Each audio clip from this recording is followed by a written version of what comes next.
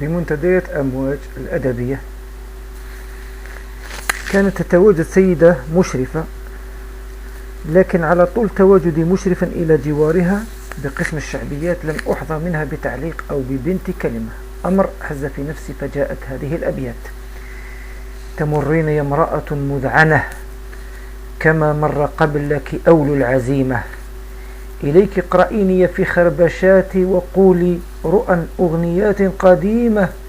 نعم، إن للصمت وخز ضمير، تسمي إذا شئت باسم حليمة.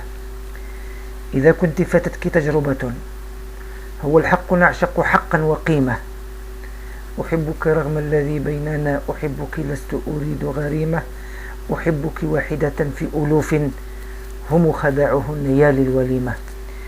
نراك تكبر فكرك فيك، هل الفكر إلا الطريق القويمة؟ نعم، أنت ربما مشرفة، لربما أنت حريما بهيمة. نجاذب بعضنا بعض الحديث ونولي اهتمامنا نملا ذميمة. تأستذ حتى الغراب وقرد، وأصبح للدب شأن وقيمة. متى نرتدي بدلة من حياء؟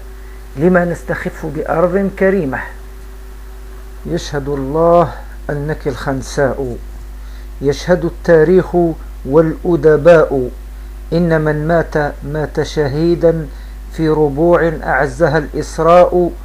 كل ما قيل في كواليس بوش هو وهم وباطل وافتراء. نحن يا أخت في جهاد، وإنا نحن من يختار كيف يشاء. إن عجزنا حتى شكى العجز منا، أو بكينا حتى ازدرانا البكاء، أو ركعنا حتى اشمأز ركوع، أو رجونا حتى استغاث الرجاء. هيهات نشكو إلى طواغيت بيت أبيض ملء قلبه الظلماء. هي آيات يا عروس العوالي، كل حسن لمقلتيك الفداء. نلثم الموت وهي تضحك بشرا، ومن الموت يهرب الزعماء.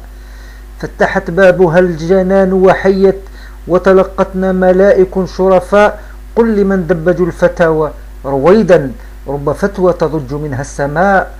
رب فتوى يعافها الطفل يحبو، كيف نغتال يا أغبياء. حين يدعو الجهاد يصمت حبر ويراع والكتب والفقهاء. حين يدعو الجهاد لاستفتاء، الفتاوى يوم الجهاد الدماء.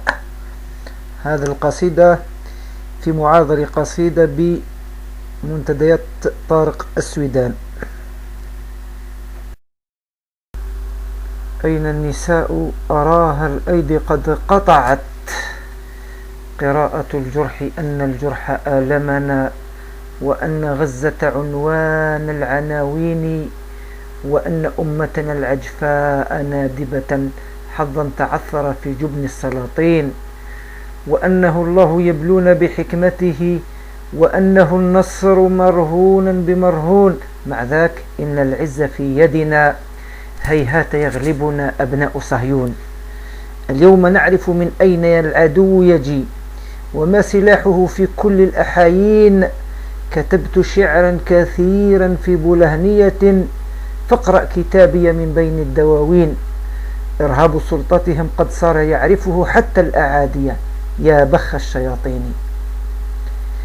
بيت الدعارة عافتهم صورا، قالوا الرئيس أما هو مثل تنين. هم يعزفون على الأسمى يبتكروا، هل مصعب اليوم يغري للمجانين. نم في سلامك إن الليل معتكر، وحين منطرح أقرأ الياسين. إن الحمار الذي من غير بلدتنا عاف الشعير فلم ير بتتبين.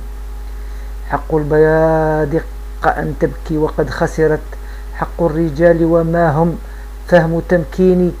أين النساء أراها الأيدي قد قطعت، لمن تولول عادت حرب حطين.